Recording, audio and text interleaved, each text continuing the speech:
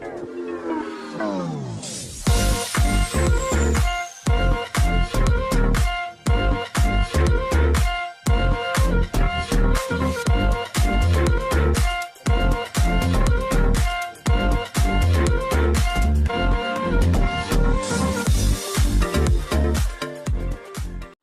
semua, salam sejahtera Malaysia. Selamat datang ke channel Fels Lifestyle. Terima kasih kerana memilih channel ini untuk mendapat info yang padu, info yang hangat politik di Malaysia yang semakin panas setiap hari. Nah, tuan-tuan dan puan-puan, setelah kita digemparkan sekali lagi berkaitan dengan dana judi, ada yang berkata, bukan saja netizen, tetapi Perdana Menteri hari ini pernah membuat pendedahan bahawa dana kempen semasa pilihan raya umum ke-15, dana kempen dari Perikatan Nasional adalah dana judi ataupun dana dari syarikat perjudian. Nah, ini menjadi persoalan ramai orang. Setelah juga pendedahan dari Azalina Othman yang mendedahkan bahawa tiada lagi sebarang bukti dari SPRM menunjukkan Perikatan Nasional mengambil dana untuk berkempen semasa PRU15 itu adalah dana judi. Nah, pada akhirnya saudara-saudara, berkaitan dengan dana judi, bersatu bidas Perdana Menteri ke-10 pembohong. Nah, kita lihat apa pula kenyataan ataupun apa pula komen dari Perdana Menteri Datuk Seri Anwar Ibrahim. Datuk Seri Anwar Ibrahim mengejutkan seluruh kepimpinan Perikatan Nasional dengan satu kenyataan bahawa saya tidak bercakap tanpa bukti. Anwar menggandakan tuntutan dana judi. Nah, tuan-tuan dan puan-puan semua, kita dapat lihat tidak mungkin Perdana Menteri ataupun Datuk Seri Anwar Ibrahim membuat kenyataan yang tidak berasas tanpa bukti. Seperti yang kita tahu, bahawa Datuk Seri Anwar Ibrahim juga memegang platform sebagai Menteri Kewangan. Dan tidak mustahil juga file-file yang lama boleh diusik ataupun boleh dikaji, boleh dicari sendiri oleh Datuk Seri Anwar Ibrahim berkaitan dengan kepimpinan kerajaan yang lama. Nah, saudara-saudara, persoalannya, Datuk Seri Anwar Ibrahim, bilakah beliau akan mengemukakan bukti kepada seluruh Malaysia bahawa memang Perikatan Nasional membuat kempen semasa PRU15 ataupun memang pernah menerima dana dari syarikat perjudian. Jadi dalam satu artikel yang mengesahkan kenyataan dari Perdana Menteri, saya tidak bercakap tanpa bukti. Itu adalah yang kita perlu ingat. Datuk Seri Anwar Ibrahim tidak bercakap tanpa bukti.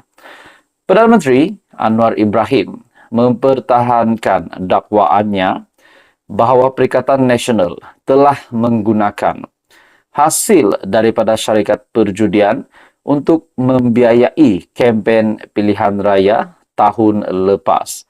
Anwar menegaskan bahawa dia tidak bercakap tanpa bukti.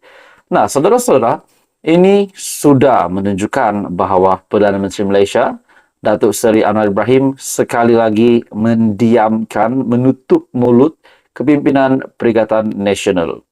Setelah kita dapat lihat bahawa kepimpinan dari pembangkang, kepimpinan dari Perikatan Nasional yang dilihat mahu membidas Perdana Menteri seorang pembohong dan mahu ambil tindakan saman.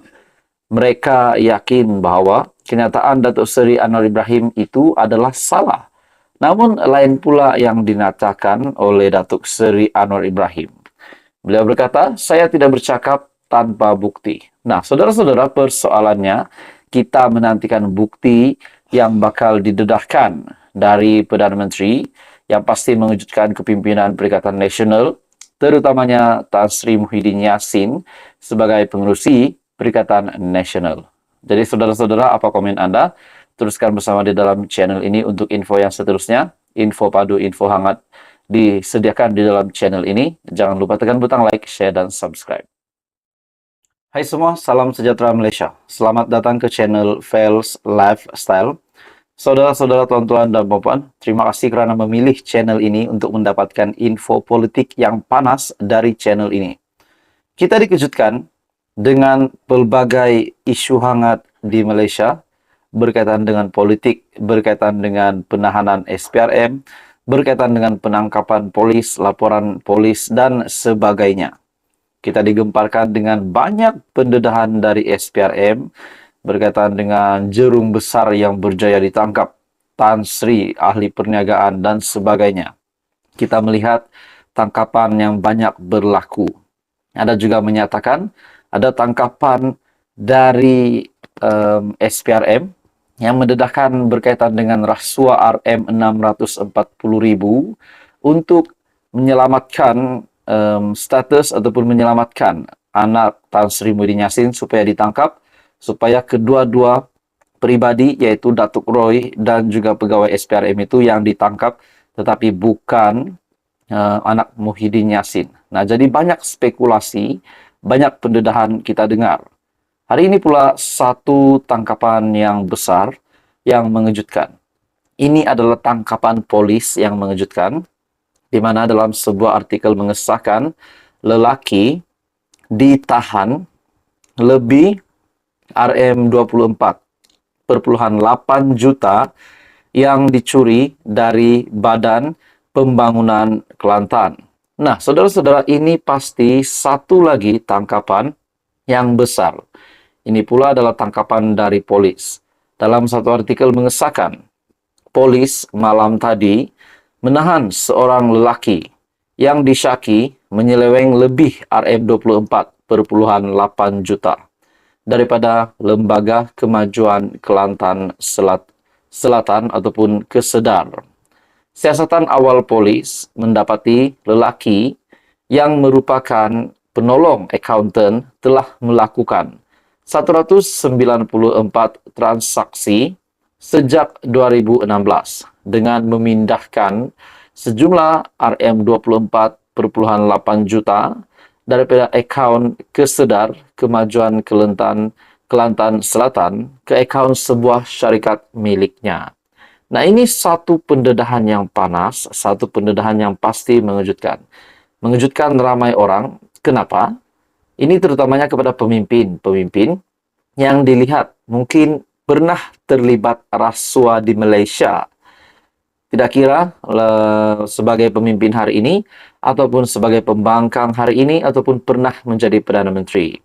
Contohnya, Muhyiddin Yassin yang menerima 7 pertuduhan hari ini, begitu juga Tun Dr. Mahathir yang pernah juga didakwa, yang pernah di terdapat kabar angin, ataupun spekulasi RM100 bilion yang tiris, yang hilang semasa pentadbiran Perdana Menteri pada ketika itu, yaitu Tun Dr. Mahathir sepanjang 22 tahun memerintah. Nah, saudara-saudara, tuan-tuan dan puan, ini satu lagi penangkapan yang mengejutkan ramai disebabkan setiap yang bersalah, setiap yang didapati bersalah sudah pasti akan mendapatkan hukumannya, akan mendapatkan tindakan undang-undang. Seperti apa yang berlaku dalam artikel ini yang diterbitkan pada 27 Mei, lelaki ditahan lebih RM24,8 juta yang dicuri dari Badan Pembangunan Kelantan. Jadi bagi saya ini satu benda yang pasti tidak disukai oleh Datuk Seri Anwar Ibrahim, dan berkaitan dengan RM4,5 triliun yang pernah dinyatakan Perdana Menteri lesap RM4,5 triliun sepanjang 26 tahun kebelakangan ini juga menjadi salah satu faktor untuk kehilangan tersebut. Bagi saya ini satu lagi kehilangan yang pasti mengejutkan ramai dan satu benda yang rakyat pasti tidak suka. Nah, dalam artikel ini lelaki tersebut ditahan kerana lebih RM24,8 juta yang dicuri dan dimasukkan ke akaun milik syarikatnya. Jadi apa komen Anda? Teruskan bersama di dalam channel ini untuk info yang seterusnya. Info padu, info hangat disediakan di dalam channel ini. Anda dipersilakan untuk tekan butang like, Anda boleh share video ini dan tekan butang subscribe.